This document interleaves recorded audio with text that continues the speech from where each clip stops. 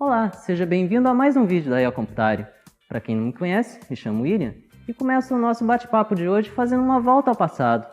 Você que tem mais de 20 anos deve se lembrar com certeza daquela lista telefônica gigantesca, não é verdade? Eu não me lembro muito bem porque eu não era dessa época. Ela acabava de ser entregue e já ficava ultrapassada, os números mudavam, os endereços já não eram os mesmos que estavam ali. E com a tecnologia surgiu as novas listas telefônicas diretamente online. Surgiu uma nova evolução da tecnologia. Para a gente falar dessa evolução, eu recebo aqui na IA Computare uma pessoa que já deu entrevistas para uma emissora nacional e internacional, que é a Rede Record de Televisões. E é com grande prazer que chamo aqui Hernani Castro, que é um grande empresário e um dos criadores do Cliquei e Achei, e que tem parceria diretamente com o Google, por entregar 1 milhão de acessos ao site dele. Uma salva de palmas para ele. Hernani, muito obrigado aqui por você ter decidido que essa conversa, esse bate-papo aqui com a gente. A gente gostaria de saber um pouquinho da sua rotina, o que você faz. Então, para a gente começar, conta um pouquinho da sua história. Da onde você nasceu, com quem você trabalha. Começa contando um pouquinho para a gente da sua vivência. Ok, tá. Eu sou mineiro, né? Nascido em Alfenas, mas sou de Carmo do Rio Claro, na verdade, né? Cresci em Carmo do Rio Claro. E eu vivi uma época que eu vi, na verdade, a internet nascer, né? Então, eu sou aí da época que a gente precisava ficar esperando da meia-noite, porque da meia-noite às 6 horas da manhã era somente um pulso que pagava. Então, se você fizesse uma ligação local, você pagava somente alguns centavos e se ficasse a noite inteira. E a internet discada usava a linha telefônica. Então, assim, era todo mundo meia-noite e a molecada, todo mundo conectava na internet, todo mundo se encontrava nas madrugadas e nos finais de semana era o dia todo, porque nos finais de semana essa regra valia para os finais de semana também, né? E era lento, era absurdamente lento, né? Os sites, eles eram basicamente desenvolvidos de uma forma... sabe uma tabela de Excel? Uhum. Os sites, ele tinha uma estrutura de tabela. Então, você fazia um desenho do site num programa gráfico, fatiava ele em pequenos quadrados, basicamente, e montava, não no Excel, era HTML já, né?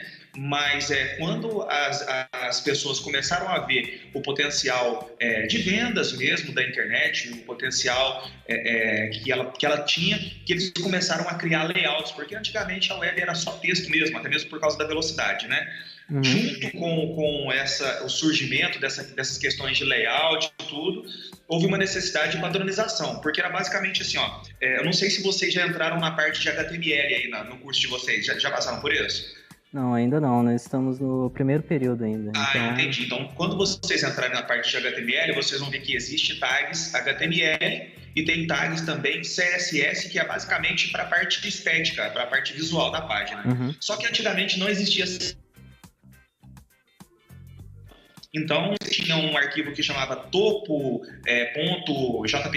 rodapé.jpg. Os buscadores encontravam tudo isso. Ele não sabia distinguir o que era de fato uma imagem de conteúdo e o que era uma imagem decorativa de um layout, né? Então, aí criaram os padrões web. E com os padrões web, eles conseguiram separar o que é conteúdo e o que é a parte estética dos sites, né?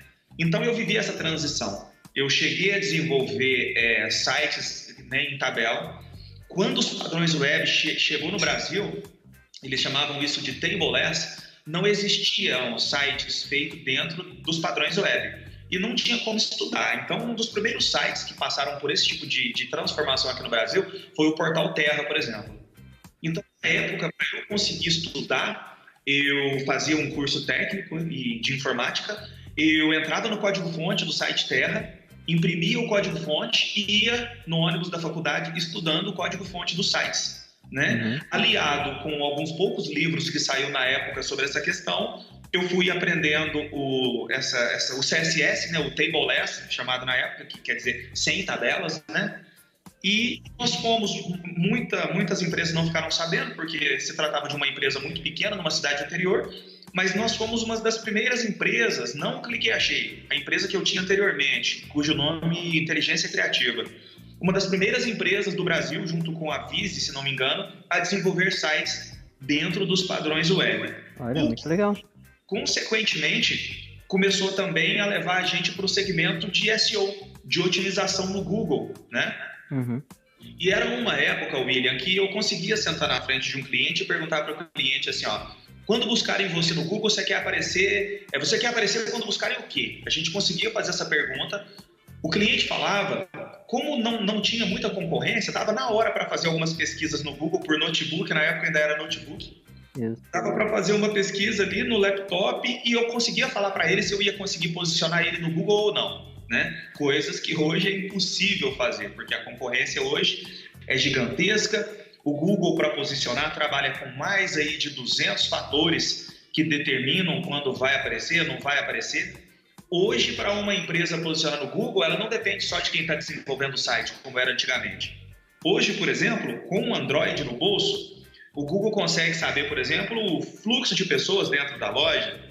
O Google consegue saber se essa marca é uma marca muito pesquisada ou pouco pesquisada e consegue determinar uma relevância de uma empresa não só no mundo online, mas também no mundo offline, né? Verdade.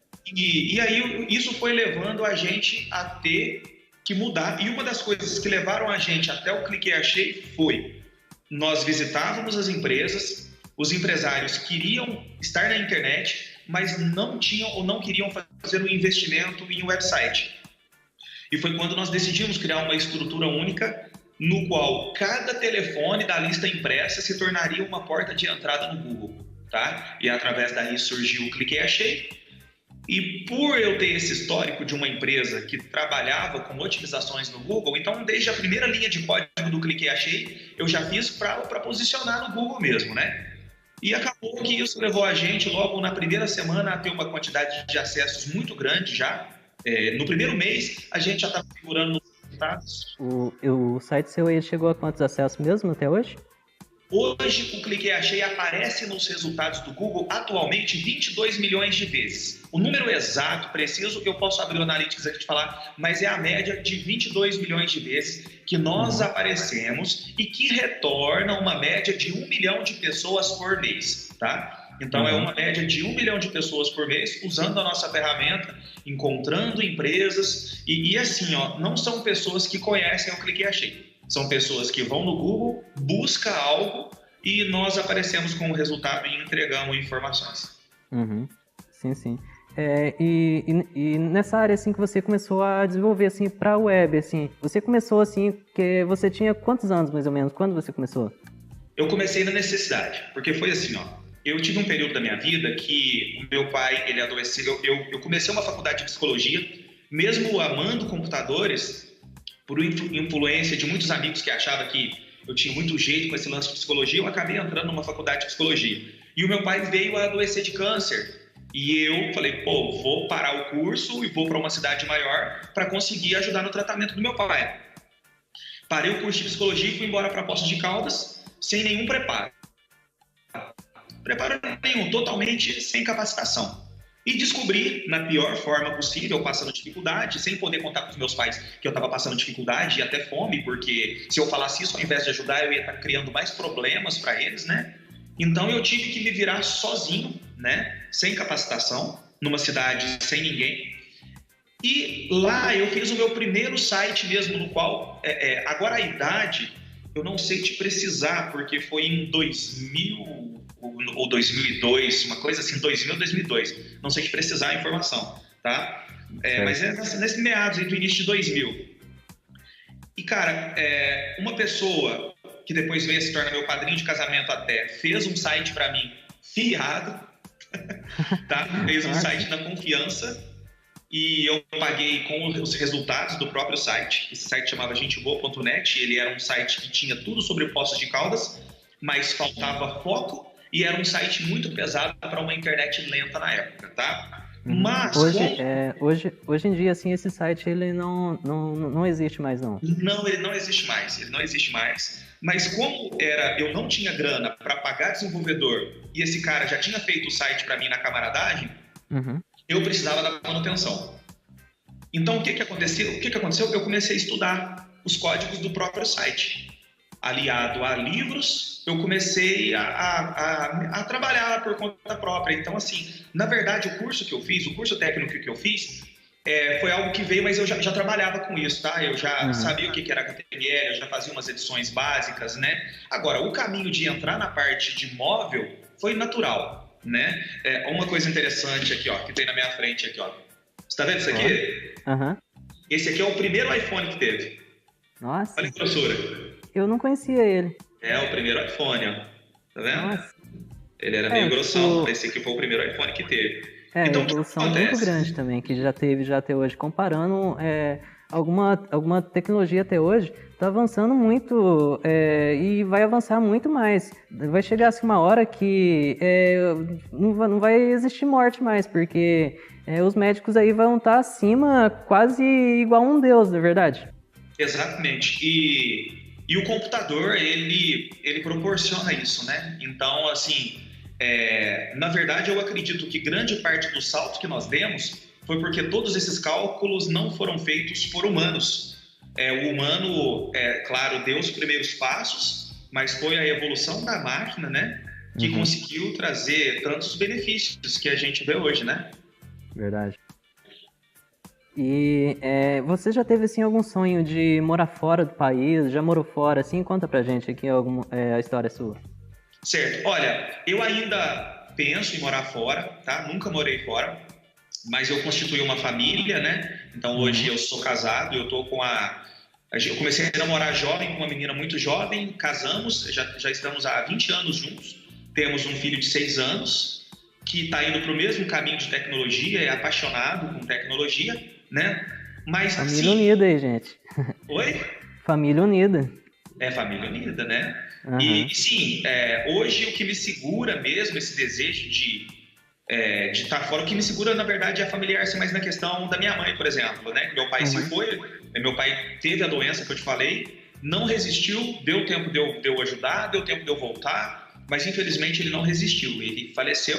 Então hoje a minha mãe é sozinha, né? Então, nesse ponto, mas o meu desejo realmente é poder fazer alguma coisa lá fora. Isso. E voltando aí ao assunto aí dessa internet escada aí. Antigamente ela era muito lenta, né? Em comparação, assim, uma música aí, ela demorava mais ou menos quanto tempo para baixar, assim, você tem uma noção de tempo? Madrugada. Uma madrugada? A madrugada toda, você não acredita, né? Já ouviu falar em Napster? Então era mais fácil você aprender a tocar um instrumento e gravar um CD, um DVD, então... Cara, por falar em tocar instrumento, eu sou da época que você comprava revistinha para poder tocar o seu violão. E aí depois eu vivenciei quando começaram os sites de cifras a aparecer na internet. Então, cara, a internet fez uma revolução que, no meu caso, eu estava conversando com um colega agora há pouco, antes de voltar aqui para a empresa. Nós vivenciamos tudo, o nascimento, e vivenciamos o computador crescer, vivenciamos o tablet entrar, o tablet ter o seu protagonismo, o tablet cair, o computador cair. Nos nossos relatórios de Google Analytics hoje, quando o celular começou, era modesto o número de celular, de acessos provenientes do celular. Então, era pouquinho celular e tudo desktop. Com o passar dos anos, que a gente acompanha diariamente, eles foram igualando, e hoje o celular já ultrapassou. Nesse momento que nós estamos conversando, a quantidade de desktop acessando é muito pouco. Todo mundo está no celular. Entendeu? Então, o fato de ter também, por causa do nosso trabalho, ter acompanhado muito métricas, relatórios, então acabou que a gente conseguiu ver, de fato, com números, o que estava acontecendo nessa transformação. Isso. Hernando, muito obrigado aqui por você ceder aqui essa conversa, esse bate-papo aqui com a gente para o site A Computare. A gente fica muito feliz assim de ter uma pessoa que ama o que faz, porque o importante nos dias de hoje é isso, a pessoa ela amar o que ela faz nos dias de hoje, né? Porque nada adianta, ela faz uma faculdade legal só por causa do dinheiro. Depois ela começa a ter problemas familiares, problemas sociais, tudo por causa de uma faculdade mal feita que ela não queria fazer, não é verdade? Exatamente. Então, a gente queria te parabenizar, que palavra, hein? Parabéns aí pelo seu trabalho, muito sucesso, tudo de bom para você, né? E é isso aí, galera. Espero que vocês tenham gostado e até um próximo vídeo. Tchau!